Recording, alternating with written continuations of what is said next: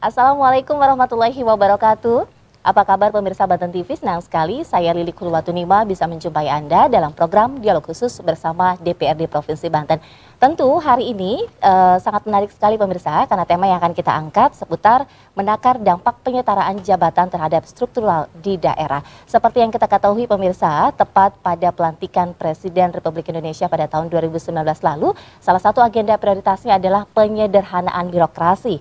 Ya, dan pemirsa, kebijakan pemerintah ini melakukan penyederhanaan birokrasi atau penyetaraan jabatan tentu saja tujuannya untuk menciptakan birokrasi yang lebih dinamis dan juga profesional. Dan hal ini sebagai upaya peningkatan efektivitas dan juga efisiensi dalam rangka mendukung kinerja pelayanan pemerintah kepada publik.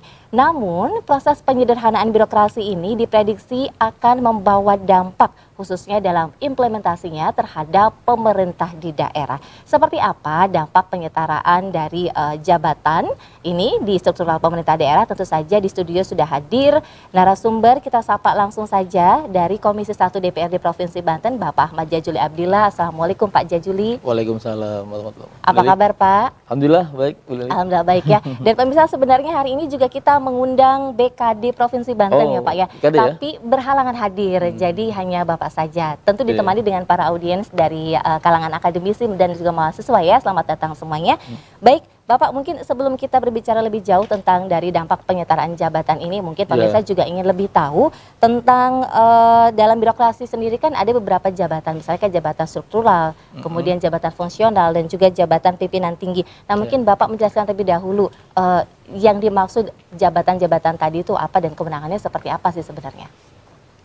Ya, memang kita ini perintah pusat ya. Kalau udah tadi Mbak Lili bilang tanggal 20 Oktober, kemudian 2019 Pak Presiden memberikan instruksi agar terjadi pemangkasan penyederhanaan birokrasi kaitan dengan beberapa jabatan struktural terutama yang ada di struktur pemerintahan kita itu pertama memang itu jabatan tinggi itu kalau di daerah itu kepala dinas ya, kepala biro, kepala dinas itu yang eselon 2. Itu kemudian ada di level eselon 3 dan 4. Nah, memang ini perampingan ini, penyederhanaan ini lebih pada difokuskan untuk eselon 3 dan 4. Ya. Nah, kemudian eselon 3-nya itu nanti setelah diidentifikasi dengan berbagai aspek akan menjadi pejabat fungsional. Begitupun dengan eselon 4. Ya, kecuali nanti ada beberapa rumpun jabatan yang memang secara teknis itu harus ditangani langsung oleh si pejabat struktural. Nah, itu jadi itu jabatan yang tadi disebut jabatan tinggi itu selevel eselon 1 dan 2. Kemudian eselon 3 dan 4 itu yang akan bertransformasi menjadi pejabat fungsional. Bertransformasi menjadi pejabat fungsional ini lalu mereka nanti jabatannya apa kira-kira Pak? Ya, jabatan fungsional itu kan memang filosofinya adalah soal percepatan pelayanan ini ya, efektivitas yang berbasis keahlian dan keterampilan. Jadi memang ini dilatar belakangi oleh satu situasi percepatan dunia global tentang kehidupan yang sangat diwarnai dengan teknologi informasi digital, sehingga aparatur pemerintahan ini mau tidak mau harus beradaptasi dengan situasi ini. Nah, akhirnya apa? Akhirnya mereka tidak mengurangi hak secara misalnya baik kaitan dengan tunjangan ya, kaitan dengan misalnya hak-hak mereka sebagai aparatur sipil negara tentunya itu nanti akan menjadi semacam aparatur pelayan di lapangan yang memiliki kompetensi dari sisi keahlian dan keterampilan gitu ya. Jadi mereka tetap jabatannya namanya jabatan fungsional. Jadi basisnya nanti kinerjanya itu diukur dari angka kredit itu nanti. Ya, tapi kan tidak berdiri dalam satu struktur organisasi berarti kan karena mereka dia tetap dalam unit organisasi gitu. Ini regulasinya dalam struktur pelayanan itu, dalam struktur kebijakan di sebuah unit OPD misalnya, itu tetap ada pejabat yang tadi itu strukturalnya dan ada pejabat fungsionalnya gitu. Misalnya ya yang paling sederhana di kecamatan ya, di kecamatan, suatu kecamatan itu, camatnya tetap, sekcamnya tetap, tapi jabatan-jabatan di bawahnya itu nanti akan berubah menjadi pejabat fungsional. Basisnya adalah nanti apa kompetensi, keterampilan dan keahliannya. Nah, ini dalam rangka mencapai apa namanya tujuan pelayanan kepada masyarakat. Karena selama ini kan panjang, ya. Selama ini ada terminologi yang sering dipelesetkan itu kalau masih bisa diperpanjang, kenapa diperpendek gitu.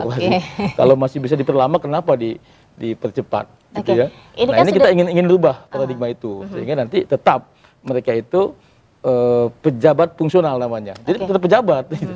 Dan ini sudah berlangsung ya Pak sejak tahun 2020 ya, ini, kan ya? Dimulai dari kementerian dulu. Kementerian dulu, ya, dari pusat dulu, ya. Karena kan ini sebagai providernya kan nanti Kemenpan RB ya. Nah, ini semua desainnya, kemudian juga soal teknisnya, soal drafting kaitan dengan strukturnya dan sebagainya itu memang dipandu oleh Kemenpan RB. Nah, Banten dalam kaitan pemerintahan daerah ini kan kita di bawah Kemendagri ya. Di bawah Kemendagri itu nanti Kemendagri sendiri katanya sudah sekitar 90% dari kementerian itu udah bertransformasi menjadi pejabat fungsional. Jadi yang awalnya struktural menjadi fungsional, walaupun nggak semuanya ya. Nah, kemudian di daerah kita dampaknya ini memang Banten ini kalau nggak salah menjadi project nih. Menjadi percontohan, tapi memang kalau saya tanya makanya nanti kalau yang bagus ada Pak Komarudin ya, atau Pak Sekda di sini. Jadi sejauh mana kesiapan Banten, Pemprov Banten dalam menghadapi atau dalam melaksanakan mengimplementasikan apa yang menjadi kebijakan Presiden. Nah, mungkin sebelum ke pemerintah Provinsi Banten sendiri Pak, kementerian sendiri kan memang sudah bergulir gitu ya kalau dari pusat. Nah, kalau Bapak melihat bagaimana ini mekanismenya sudah berjalan, apakah sudah berjalan dengan baik terutama di pemerintah pusat? Saya melihat ini ada pemaksaan juga ya, ada dampak psikologi juga, psikologi ASN ya, psikologi pegawai ya, terutama kaitan dengan karena kan ini mesti dibarengin dengan perubahan mindset dan kultur. Jadi kalau mindset pegawai itu sudah berada pada satu titik jabatan struktural, misalnya jadi direktur di kementerian ya, atau jadi deputy atau kasubdit di kementerian itu kan di situ ada banyak faktor yang menunjang mereka, baik secara tunjangan jabatannya, secara kepangkatannya, secara karirnya, juga tunjangan-tunjangan yang lain. Ini kan menyangkut tunjangan. Nah, makanya mereka memandang bahwa apabila ini posisinya hilang, itu seolah-olah kehilangan rezekinya gitu ya. Kehilangan pendapatan. Nah, ini mesti diperjelas. Ya, yang biasanya bekerja di meja, nanti basisnya adalah di lapangan. Kemudian yang biasa hanya memerintah kepada bawahan, nanti harus menunjukkan poin atau angka kredit ataupun output yang dia hasilkan dari proses dia melaksanakan posisinya sebagai jabatan tertentu. Nah, ini yang jadi bisa diukur. Biasanya kan aparatur yang bawah itu yang kerja tuh, ya kan? Lalu yang capek mereka kemudian, tapi atasannya itu ya nggak terlalu optimal dalam menunjukkan kinerjanya. Karena kenapa? Mereka lebih pada paradigmanya itu ngebos ya, bos. Kalau kita melihat penyetaraan jabatan di pusat kan katanya sudah hampir 90% ya Pak. Itu artinya tinggal 10% lagi. Berarti memang sangat mudah Pak ya pelaksanaannya. Sehingga baru 2 tahun, belum 2 tahun saja sudah hampir 100% penyetaraannya. Ya mereka kan memang dipaksa, ditanya terus, ya kan. Akhirnya ada di rapat kabinet, itu kan mereka di Jakarta itu kan dekat ke istana. Akhirnya sudah sejauh mana nih? Karena mereka ada persaingan juga antar kelembagaan di kementerian masing-masing. Nah, kalau kita di daerah satupun, mungkin daerah sekarang sudah mau tidak mau, ya kan ini kan ditunda. Awalnya kan Juni 2020, kemudian diundur menjadi Juni atau ke Desember ya. Sekarang Juni 2021 ditargetkan itu. Lalu, dari beberapa kali rapat kerja di Komisi 1 ya, karena kita juga yang membawahi kepegawaian dan aparatur, memang nampaknya sudah sangat siap. BKD itu sudah sangat siap. Termasuk BKD Provinsi Banten ini? Oh iya, mereka sudah ada opsi-opsinya lah. Desainnya seperti apa, kaitan dengan upaya mentransformasi dari jabatan struktural ke jabatan fungsional. Sehingga udah ada tuh. Nanti posisi yang dihapus yang mana. Kemudian itu nanti juga kaitan dengan soal jabatan teknisnya, administrasi yang teknis, Itu kan banyak sekali itu nanti soal keuangan, soal perencanaan, soal arsiparis, soal apapun itu sudah di cluster oleh mereka itu. Oke. Menurut Bapak mungkin hal apa prioritas yang harus dilakukan BKD untuk agar mempercepat ini, Pak? Ya pertama beriringan, ini mindset ini perlu jangan sampai orang memandang bahwa merubah struktural ke fungsional itu adalah menghilangkan rezekinya, menghilangkan pendapatannya ya. Nah kemudian mereka itu yakini bahwa dengan menjadi pejabat fungsional itu karir lebih cepat, kemudian kerja lebih lebih fair, lebih kompetitif, kemudian lebih berbasis kepada pelayanan dan outputnya jelas, tidak berbasis input. Kalau sekarang kan berbasis input nih, ya kalau nanti menjadi fungsional itu jelas itu. Jadi kerangka kenaikan jabatannya, karirnya, kemudian juga soal pendapatannya kan jelas itu. Jadi nggak ada sekarang pejabat yang setap padahal golongannya udah tinggi karena posisinya diisi oleh orang lain, ya kan selain pensiun, meninggal dan pidana itu kan nggak bisa diganti mereka itu. Betul. Nah akhirnya mereka terus berharap untuk menjadi pejabat. Nah sekarang kan nggak begitu. Tinggal dipilah saja bagaimana yang menjadi prioritas perubahan itu. Bapak kan juga turut mengawasi akan penyetaraan jabatan mungkin langkahnya di Provinsi Banten. Nah mungkin bisa disebutkan atau dikasih bocoran tak terkait mekanisme atau juga kriteria penyetaraan jabatan di pemerintah Provinsi Banten ini? Ya mereka memang jumlahnya kan secara kuantitatif itu besar sekali ya, jumlah ASN dengan jumlah porsi jabatan yang ada itu kan sangat terbatas, nggak imbang. Kedua ada daftar nominatif misalnya yang udah golongannya lebih tinggi tapi belum mendapatkan jabatan, maka mereka itu mesti di cluster juga karena disiplinnya kadang-kadang juga menjadi berbeda, basis kompetensinya menjadi berbeda.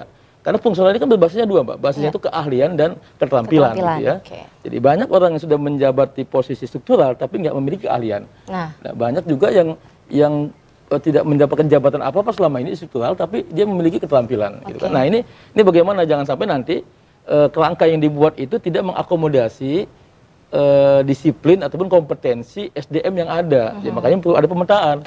Ya, pemetaan kompetensi terutama itu. Tadi kan salah satu dampaknya mungkin pengalihan atau penyetaraan jabatan fungsional ini adalah lebih ke keahlian dan juga keterampilan. Sedangkan tadi Bapak bilang bahwa banyak juga yang tidak memiliki hal tersebut, keahlian ataupun juga keterampilan. Bagaimana mungkin masukan Bapak untuk BKD? Ya, ada jenjang pelatihan di Pemprov ya. Walaupun tidak ditangani oleh BKD secara khusus. Karena kan kebetulan BPSDM namanya itu, Badan Pengembangan Sumber Daya Manusia ya, yang dulu kita sebut Badan Diklat. Nah kebetulan di Komisi 1 juga mitra kerjanya itu, nah itu untuk penggodogannya, untuk pelatihan-pelatihan, workshop, yang berbasis kompetensi, keahlian, keterampilan itu memang oleh badan itu. Ya, jadi BKD yang mengidentifikasi secara kuantifikasi jumlah pegawainya, misalnya yang S2 berapa, yang S3 berapa, yang SMA gitu ya. Nah kemudian juga keahlian mereka latar belakangnya apa. Kita membutuhkan misalnya hari ini butuh akuntan ya untuk auditor misalnya, maka nanti data itu dimasukkan ke BPSDM kaitan dengan bahwa ke depan perlu ada pelatihan peningkatan kompetensi pegawai di bidang akuntansi. Itu. Begitupun dalam bidang-bidang lain ya, soal arsip ya, soal sekarang yang lagi musim ini soal IT ya, komputer itu disesuaikan nanti. Jadi mereka yang sudah ASN kemudian juga merasa tidak memiliki basic keahlian dan keterampilan itu juga masih ada peluang karena itu kan keterampilan. Kalau keterampilan kan balik nggak ngelihat gelar ya, nggak ngelihat nilai-nilai akademik gitu kan. Banyak orang yang gelarnya banyak kemudian juga pangkatannya juga tinggi dan disiplin ilmunya juga luas, tapi kan kebutuhan kita hari ini adalah keterampilan. Makanya jabatan itu fungsional itu ya dua basisnya itu. Jadi ada yang fungsional berbasis keahlian, ada fungsional berbasis keterampilan. Nah mereka yang memang tadi itu tidak merasa minder dengan keahliannya, nanti mereka diperkuat melalui basic keterampilan. Dan jenjang pelatihan tadi memang sudah dilangsungkan sudah cukup lama sebelum adanya penyetaraan jabatan ini? Oh iya, itu udah ada lama sekali. Bahkan ada model-model skema-skema pelatihan ya. Bahkan BPSDM kita kan menjadi sentral juga di Banten kan dijadikan untuk pelatihan seluruh standar SOP-nya, standar kualitasnya itu sudah menjadi standar nasional ya.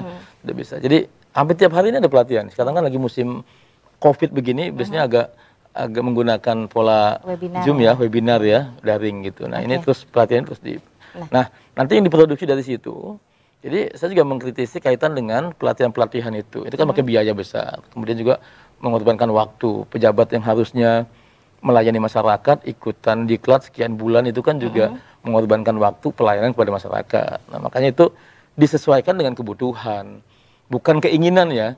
Kalau keinginan kita kan pengen gelar acara, kemudian pelatihan, asal ada gitu, dan targetnya nggak jelas, makanya itu diidentifikasi, kita kuatkan agar pelatihan kompetensi itu dilaksanakan sesuai dengan kebutuhan kepegawaian yang ada. Oke, lalu menurut Bapak pemerintah Provinsi Banten ini memang sudah cukup siap dengan penyetaraan jabatan fungsional tadi?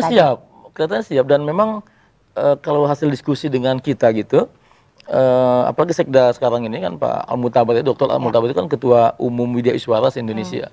Artinya dia itu fungsional, jadi para WI itu memang di bawah komando beliau, dan skema desain soal kepegawaian, soal tata laksananya, soal reorganisasi dan sebagainya itu memang nampaknya sudah sangat siap gitu. Tinggal momentumnya aja. Karena begini Mbak, ini kan bagian dari semangat grand besar reformasi birokrasi. Soal penyederhanaan, soal dampak penyetaraan dan sebagainya itu. Nah, soal jabatan fungsional dan struktural ini kan hanya salah satu bagian dari agenda reformasi birokrasi. Nah, saya rasa ini udah jalan, tinggal kita akan menilai efektif enggak. Lalu kemana mereka yang merasa terkorbankan kaitan dengan yang sudah ada jabatan, kemudian mereka jabatannya hilang. Ya kan? Nah, ini kan perlu proses, perlu merubah mindset, perlu merubah paradigma dan kultur kerja yang memang betul-betul bisa optimal dalam melayani masyarakat gitu ya. Dan sejak kebijakan ini digulirkan, mungkin Bapak juga di lapangan pernah mendengar nggak keluhan dari para Oh sangat, terutama keluhan itu bagi mereka yang merasa terancam posisinya, ya kan? Nah, ini kan berarti internalisasi dan upaya-upaya sosialisasi masalah hak kewajiban skema ke depan itu tidak sampai, ya. Makanya kita dorong terus untuk melakukan upaya sosialisasi yang optimal. Kedua, mereka yang merasa staf fungsional, itu sebaliknya. Mereka merasa wah ini ada peluang nih buat kita nih, ya kan, bahwa kita harus berkompetisi secara sehat, kita harus menunjukkan kinerja yang benar, yang betul-betul optimal dalam melayani masyarakat. Nah, itu nanti ada muncul etos dan semangat untuk tetap bekerja. Ini memang plus minus ya, tapi kaitan dengan ini banyak keuntungannya Mbak, banyak keuntungannya karena akan lebih terukur menilainya, ya kan. Selama ini kan staf dinilai oleh eselon 4, eselon 4 dinilai oleh eselon 3. Eselon 3 nilai oleh eselon 2, oleh kepala dinas dan kepala biro. Kemudian oleh Sekda ya sebagai pembina kepegawaian. Itu kan kadang-kadang belum lagi soal birokrasi yang panjang. Ya kan, ada surat dari gubernur kemudian ke Sekda disposisi. Ya, Sekda kemudian kepala dinas ke eselon 3, eselon 4. Lalu apa eksekusinya? Lalu balik lagi mohon arahan lebih lanjut ya ke eselon 4, ke eselon 3. Sampai berhari-hari. Nah, itu kan gimana ini sebenarnya masyarakat nunggu dan era sekarang tuh era deskripsi ini udah sangat cepat gitu ya. Ini memang agenda yang hadir dipaksa dihadirkan dalam rangka menjawab kebutuhan. Kebutuhan sekarang sudah teknologi informasi, kecepatan rekayasa digital, kemudian juga kebutuhan masyarakat yang serba ingin cepat gitu ya. Nah ini memang mau nggak mau, kalau eranya sekarang berjalan, ibarat kendaraan sudah giginya gigi 4, matic gigi 5 itu, masa sih aparaturnya masih gigi 1 gitu ya. Nah ini kan nggak bisa gitu. Nah inilah semangat ini sebenarnya yang ingin dipangkas ya. Karena selama ini kurang fleksibel, terlalu kaku gitu ya, rigid gitu ya. Nah ini ingin lebih dilonggarkan sehingga publik juga sebagai pelayan ini aparatur juga harus mampu menjawab kebutuhan publik gitu. Lalu di pemerintah Provinsi Banten sudah dalam tahap apa saat ini Pak? Skemanya udah ada, tinggal momentumnya aja. Ya, skema sudah ada dan itu makanya saya mendorong kami kebiasaan mendorong agar sampaikan kepada aparatur, sampaikan kepada staf-staf di bawahan itu agar mereka tetap optimis gitu ya. Tetap ada harapan ke depan itu sebagai pejabat fungsional gitu. Nah bagi mereka yang memang di UPT misalnya kepala UPT-nya masih, ya kan, lalu ada di situ Kasubag TU-nya. Kasubag TU itu kan kalau kepala dinas atau kepala dinas ada sekdisnya. Nah ini nggak hilang, ini masih tetap struktural ya. kemudian juga ada sekdes struktural.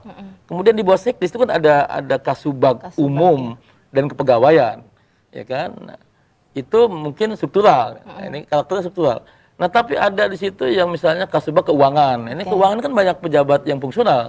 Misalnya ahli akuntansi, kemudian satu lagi ahli perencana ya. Ada kasubag PEP namanya tuh.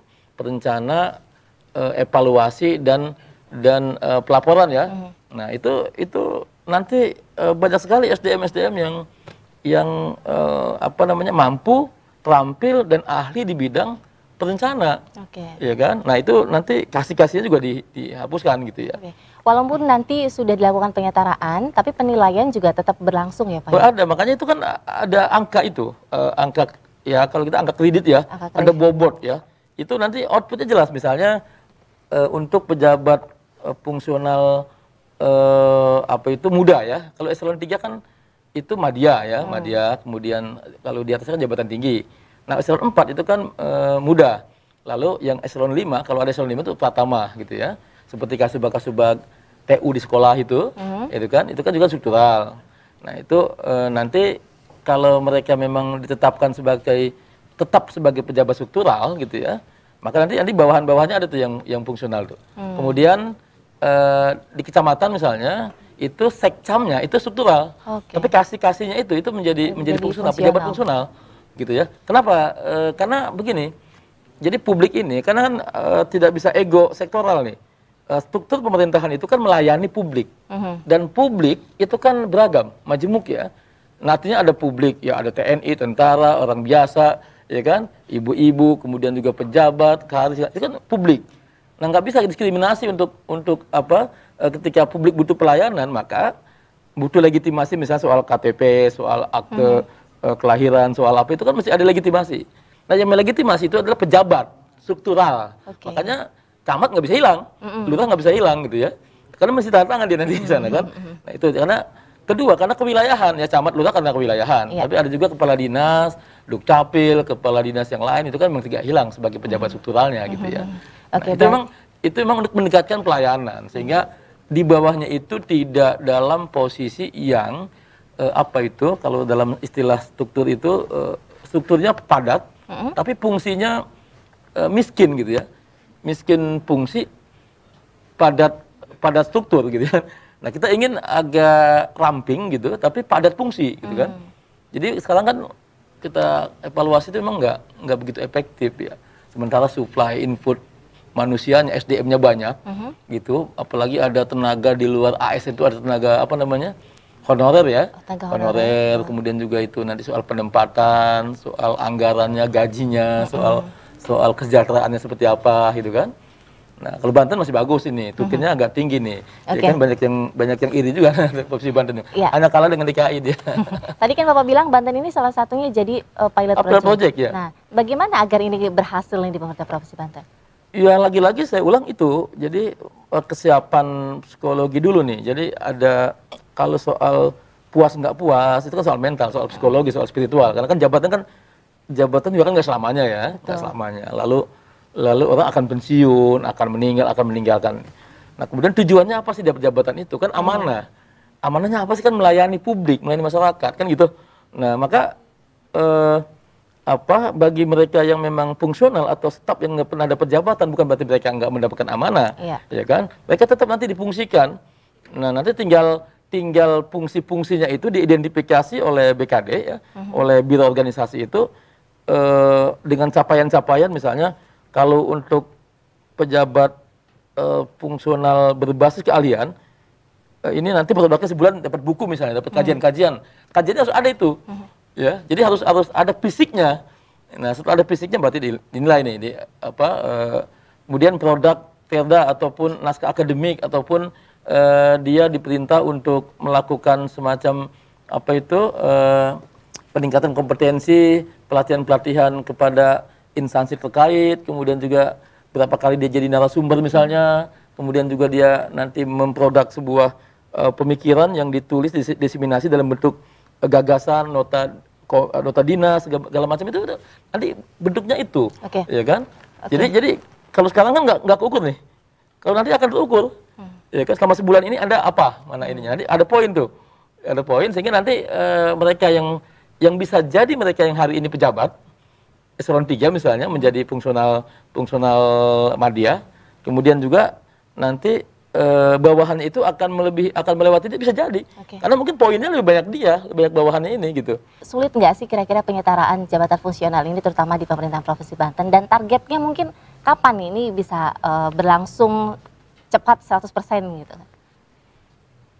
Kalau sulit sih sebenarnya nggak sulit. Ini kan satu, regulasinya jelas.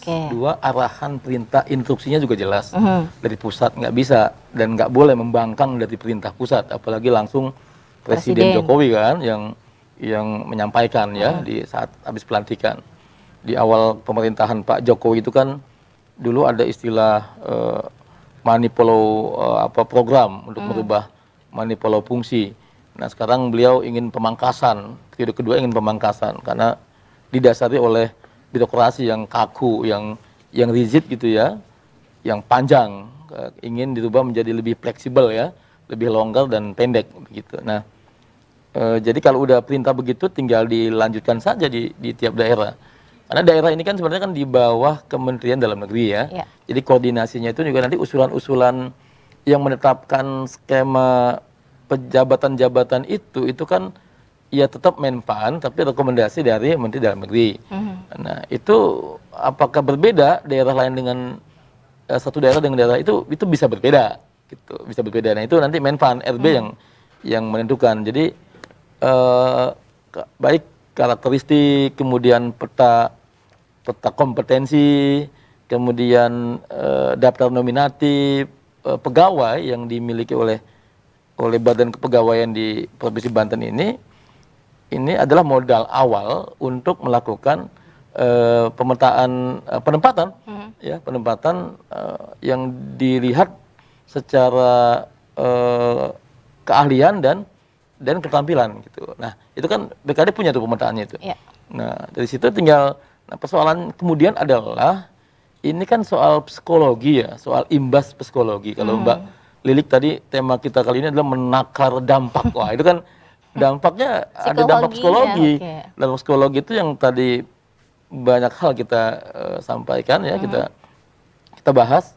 Nah, itu dalam kaitan kesiapan mental para pegawai yang sudah terbiasa mendapatkan fasilitas dan tunjangan begitu, itu nanti akan berubah strukturnya menjadi pejabat fungsional ya.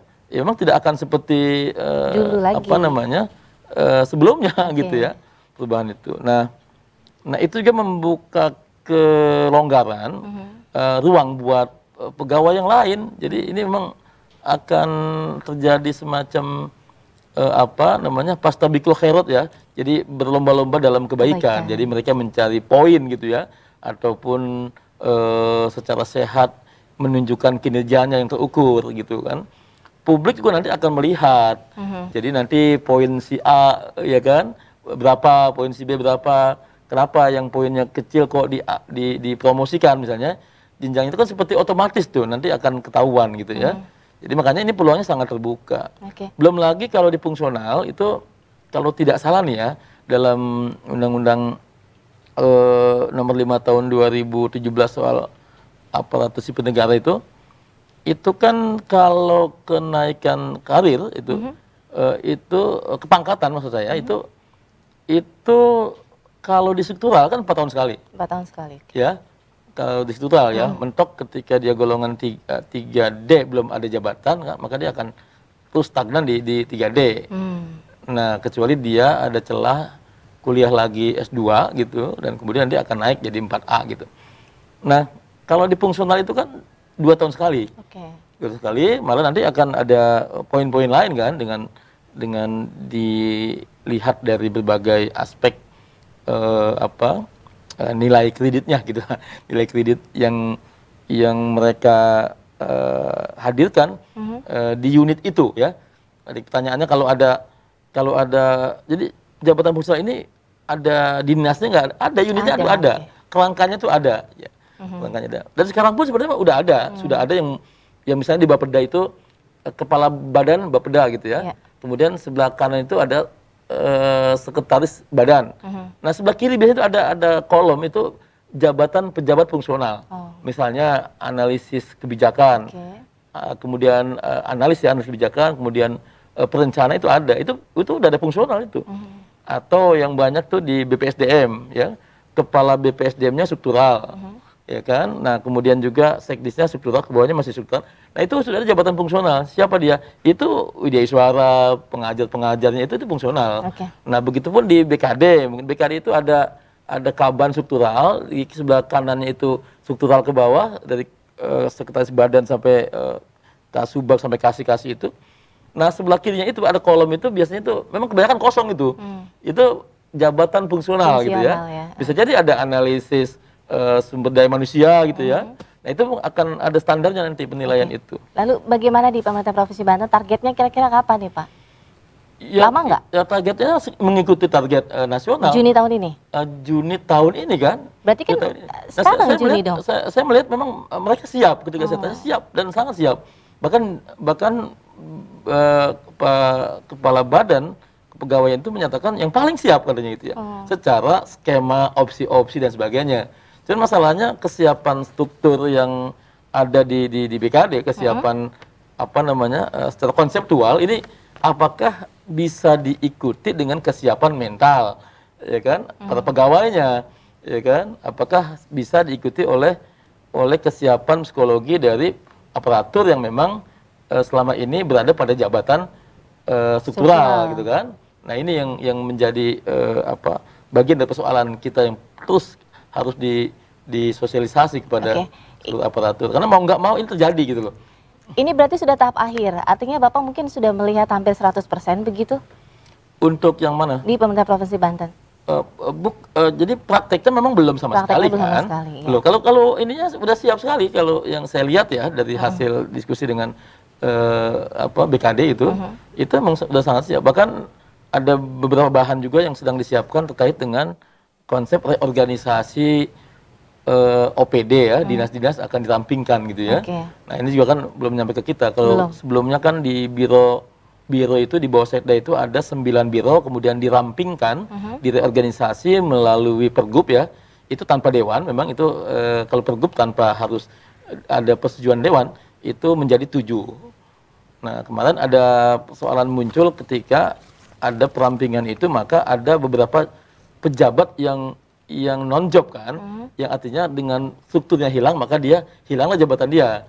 Tapi ternyata kita ingatkan, akhirnya mereka didistribusi ke OPD lain gitu. Nah itu melalui pergub. Nah kalau organisasi melalui Perda itu kan wajib dengan dewan, ya kan? Nanti kita dibahas di Komisi 1 dan itu dari semangatnya memang semangat ingin merampingkan. Nah, tinggal pertanyaan kami adalah di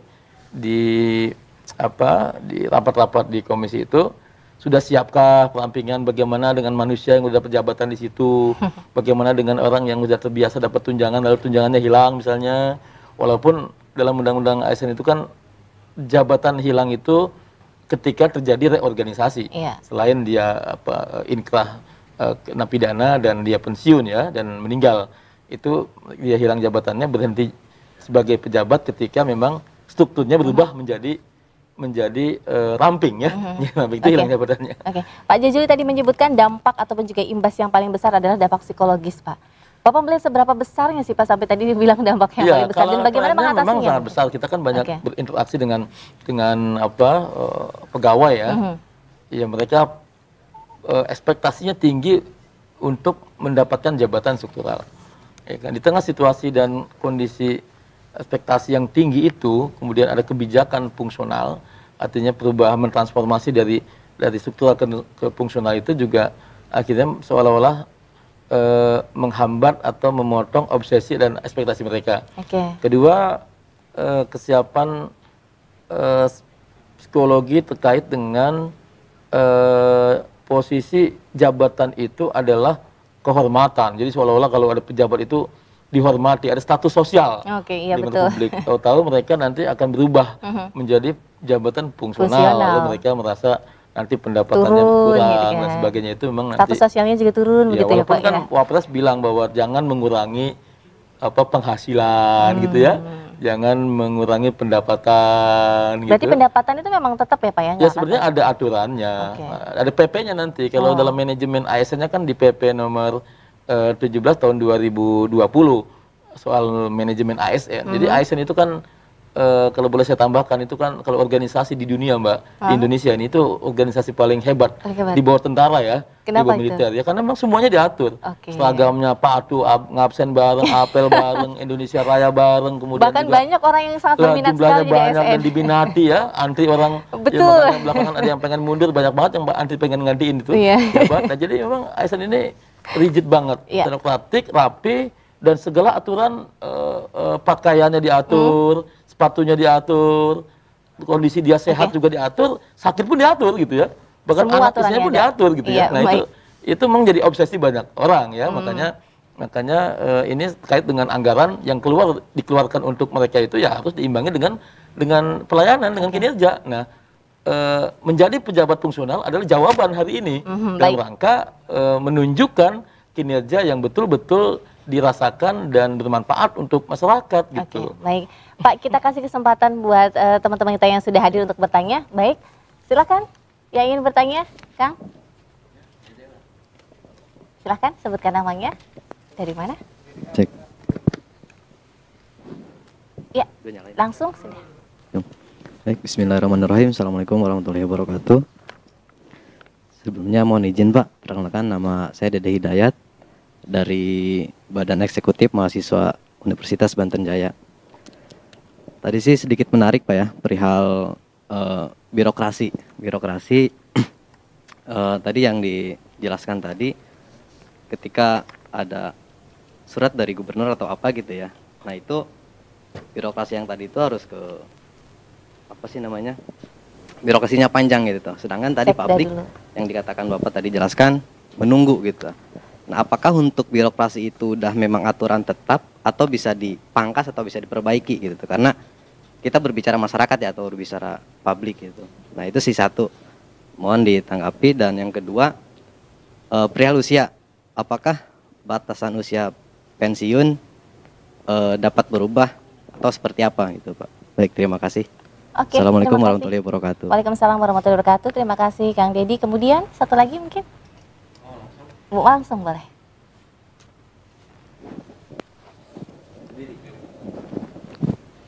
Baik, bismillahirrahmanirrahim. Assalamualaikum warahmatullahi wabarakatuh. Waalaikumsalam warahmatullahi wabarakatuh. Ya. Izin memperkenalkan diri, nama saya Agus Soluyo. Saya di sini mewakili akademisi terkhusus dari organisasi Primordial, Himpalka namanya, berada di wilayah Palimat Cinangka. Nah, sebelumnya saya ingin mengapresiasi atas inovasi daripada pemerintah sendiri terkait reformasi birokrasi ini. Memang secara faktual saya di lapangan, lamanya alur birokrasi itu memang jadi paradigma yang jelek akhirnya kepada pemerintah sendiri. Masyarakat sendiri. Nah, di sisi lain juga ini pun berdampak positif terkait meminimalisir gratifikasi sosial. Tapi apa jaminan daripada posisi yang nantinya dibebankan kepala ini yang kontrolnya, Pak? Jaminannya apa? Kalau misalkan segala sesuatu dibebankan langsung ke atas. Artinya harus ada kontrol daripada upaya-upaya lain. Apakah di situ sudah ada jaminan khususnya gitu, Pak? Oke. Mungkin hanya itu. Kurang lebihnya mohon maaf. Wabillahi taufiq wal hidayah. Wassalamualaikum warahmatullahi wabarakatuh. Waalaikumsalam warahmatullahi wabarakatuh. Terima kasih untuk Kang Agus dan juga Kang Dedi. Pak, terkait birokrasi yang memang mungkin selama ini juga dirasakan oleh masyarakat, terutama Kang Dedi tadi ya gitu ya, dari BEM Banten Jaya gitu. Apakah ini panjangnya birokrasi bisa diperbaiki ataupun juga bisa minimalisir gitu Pak? Mungkin dengan salah satunya dengan penyetaraan jabatan fungsional ini. Kemudian bagaimana dengan terkait usia batasan pensiun Pak? Silahkan. Ya, itu fakta ya bahwa memang sebagai publik ya, diwakili oleh mahasiswa kan memang mungkin mengamati atau merasakan langsung apa yang menjadi skema pelayanan selama ini, dan panjangnya birokrasi, kemudian juga Tapi hari ini sebenarnya udah banyak berubah kaitan sejalan dengan perubahan iklim kehidupan yang serba cepat ya di era disrupsi sekarang ini kan juga mau tidak mau kan transaksi fisik itu berkurang. Soal izin misalnya itu cukup melalui aplikasi izin yang ada, kemudian si pemohon mengupload, kemudian nanti syarat-syaratnya dipenuhi. Nah setelah itu nanti pas mengambil berkasnya itu baru bisa ketemu. Ya, jadi nggak ada lagi apa namanya di tengah-tengah proses itu ada pertemuan fisik gitu, nggak ada. Soal misalnya sekarang aplikasi hibah, ada hibah. Jadi para kiai, petugas-petugas yang ditugaskan oleh ulama di pesantren-pesantren itu juga nggak perlu datang ke Kesra atau ke dinas terkait, cukup buka aplikasinya, lalu di-upload, kemudian di-share, kemudian diklik. Nah nanti tinggal print out fisiknya itu nanti diserahkan kepada biro umum, ya kan? Tercatatlah sudah itu. Nah kalau mesin itu proses itu jalan, maka ada SDM yang tidak termanfaatkan dari sumber daya yang ada di situ, yang existingnya gitu ya. Nah itu mau tidak mau, maka jawaban berubahnya pejabat struktural menjadi fungsional ini adalah untuk mengoptimalkan apa namanya praktek-praktek itu, sehingga nanti yang fokus basicnya dia kuliahnya memang di keuangan, kemudian keahliannya juga mengikuti pelatihan di bidang keuangan, maka nanti ada peranata keuangan di situ, jabatan fungsionalnya. Kemudian ada yang ahli teknologi informasi, jago IT, desain grafis, nanti mereka juga punya basic keterampilan di situ, maka dia akan mendapatkan jabatan fungsional gitu ya. Jadi yang kegambar jabatan fungsional itu jangan menggambarkan satu situasi punya ruangan kemudian punya tunjangan yang seperti jabatan struktural, tapi ini lebih berorientasi hasilnya itu. Jadi ada output yang jelas gitu ya. Bahkan nanti ke arah benefit itu, ke arah kemanfaatan yang lebih luas kepada publik gitu ya. Nah, makanya perampingan ini wajib dan mau tidak mau harus dilakukan. Dengan cara apa? Dengan cara jangan sampai strukturalnya gemuk, kemudian dirampingkan ada yang hilang. Jadi kalau diratain gitu dengan ketentuan, apalagi dari pusat ketentuannya ada begitu, maka mereka juga ya adil juga sih, ya kan? Bukan hanya saya yang hilang, tapi ada juga hilang gitu kan. Nah itu nanti berubah mereka itu ke arah yang lebih. Nah cuman perubahan paradigma, perubahan perilaku, perubahan mindset ini kan ada proses transisi yang memang harus apa namanya disosialisasi ya, disiapkan ya. Yang terbiasa enak menjadi nggak enak pandangannya, padahal ya enak-enak aja sih, ya kan. Nah itu kan tergantung orientasi ya. Itu kaitan dengan perampingan. Keduanya lebih pada aspek target-target yang tidak terukur. Sekarang itu kan kapan kita selesainya nih izin, kapan kita selesainya ini proses administrasi, itu nggak jelas tuh, ya kan. Nah kalau jabatan fungsional nanti akan ada tuh ketahuan nanti semuanya itu. Nanti penanggung jawabnya siapa akan ada ketahuan. Nah itu jadi kita kejar orang itu, siapa yang menangani soal ini, berapa kali sehari, kemudian seminggu juga berapa kali, ini akan menjadi poin di situ. Ada fakta-fakta, ada bukti-bukti yang akan meningkatkan apa namanya poin dia, sehingga nanti karirnya pun nanti akan terus naik. Nah, kedua soal monitoring. Nah ini memang kalau yang terjadi yang hari ini yang existing ya, skema monitoring itu kan ada internal, ada juga yang dari eksternal gitu ya. Kalau lingkungan di Pemprov, di Pemda, dimanapun itu kan ada apa inspektorat ya, ada auditor banyak. Nah itu juga banyak sekali pejabat fungsionalnya itu. Nah irban auditor itu pejabat fungsional itu. Artinya tanpa kita ribut-ribut hari ini soal fungsional, itu mereka sudah menjadi pejabat fungsional dan mereka menikmati betul karena memang fungsi-fungsinya itu terukur. Misalnya mereksa berapa kali, dinas mana yang diperiksa. Ini ada pengunduran dari ASN 20 orang, gimana caranya nih si inspektorat di inspektorat irban bidang apa yang menangani ini, mana hasil wawancaranya, mana hasil pembinaannya, mana hasil tindakannya, itu akan jelas tuh pengawasannya. Jadi akan dioptimalkan melalui lembaga inspektorat tentunya. Nah tapi kemudian di tiap OPD itu ada yang tadi saya katakan, ada struktur jabatan yang tidak hilang. Itu Kadis, Sekdis, dan di bawah Sekdis ada 3 jabatan. Nah itu yang bertahan itu yang umum dan kepegawaian. Nah pejabatnya masih ada itu, strukturnya masih ada. Sehingga orang yang menempati posisi itu masih sebagai pejabat kasubag umum dan kepegawaian. Nah itu yang absensi, melakukan apa itu disiplin ya, kemudian juga yang melakukan pendataan, koordinasi dengan BKD itu tidak hilang itu jabatannya. Itu semacam pejabat yang memang nanti bertugas untuk melakukan pendataan, monitoring, evaluasi, pengawasan itu di tiap unit itu ada itu. Oke. Ya kan? Kalau kata Kang Agus tadi kan gimana dengan alur birokrasi yang katanya akan dibebankan di jabatan yang paling atas atau posisi kepalanya, itu gimana Pak? Mereka mungkin merasa terbebani justru nggak dibebankan ke atas, ini justru akan dibagi-bagi habis, ya kan? Jadi itu hanya lalu lintas saja, hanya lebih pada administratif, karena kan itu ada jabatan administrasi juga kan nanti.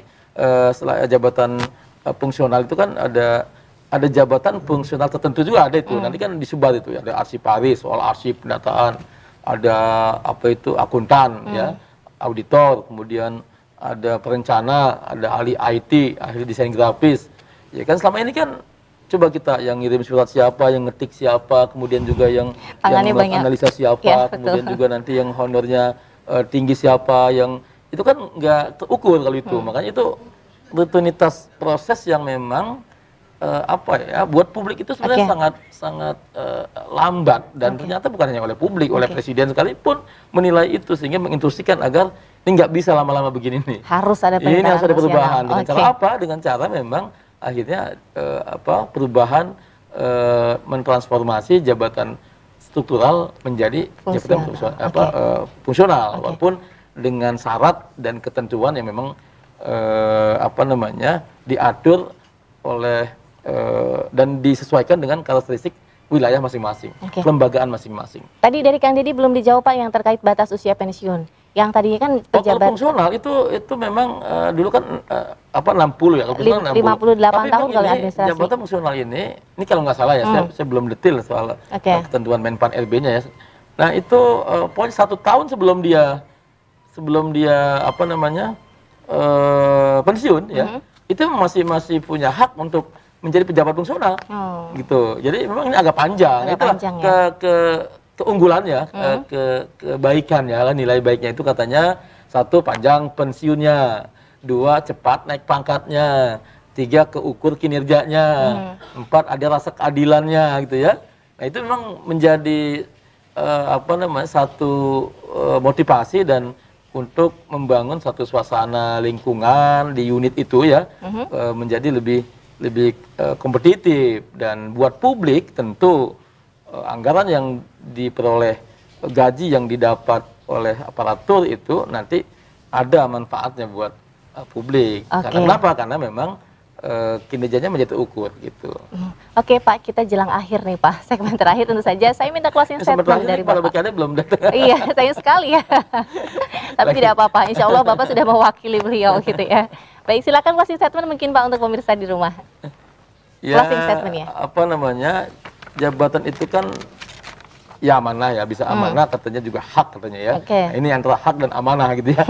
Ada yang bilang yang belum dapat bilang ini gua nggak mendapatkan haknya gitu ya. Ada yang ini ya itu kan amanah, bisa dapat bisa enggak. Nah tapi semua itu adalah harus dibangun kesadaran bahwa anatominya kan adalah pelayan publik ya, berasal dari publik, lalu masuk dalam tahapan menjadi ASN, ikut seleksi yang ketat, lalu mendapat seragam, mendapat SK, kemudian juga ada kewajiban aparatur ASN di situ dengan segala macam atribusinya, dengan segala macam aturannya, soal manajemennya diatur oleh PP nomor 17 tahun 2020, soal disiplinnya diatur oleh PP 53 tahun 2010, dan segala macam lah diatur di situ. Dan uangnya pun berangkat, digajinya itu berasal dari masyarakat, dari retribusi, dari pajak, ya, dari jerih payah masyarakat dibawa, kemudian juga masuk ke APBD, kemudian dikelola oleh ASN menjadi gaji, ya, menjadi biaya belanja pegawai dan sebagainya. Maka kalau pemahamannya siklusnya dipahami seperti itu, maka wah ini saya harus amanah nih. Saya harus benar-benar nih melayani masyarakat nih. Baik. Nih saya harus betul-betul meningkatkan kompetensi saya nih, keahlian saya nih. Mau jadi pejabat fungsional kah, mau struktural kah, dimanapun ditempatkan, kan sumpahnya begitu. Baik. Ya kan? Mereka yang ASN belum dapat jabatan disumpah 1 kali, yaitu sumpah menjadi ASN. di situ. Nah, mereka yang ASN tidak semuanya dapat jabatan. Pada saat dia mendapat jabatan, disumpah lagi sumpah jabatan, kan gitu. Nah, itu 2 kali sumpahnya.